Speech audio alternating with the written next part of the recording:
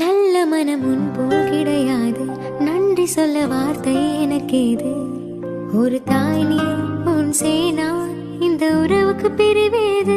தாய்மடியில் செய்தான் வரலாமா, தள்ளி நின்று துன்பம் தரலாமா?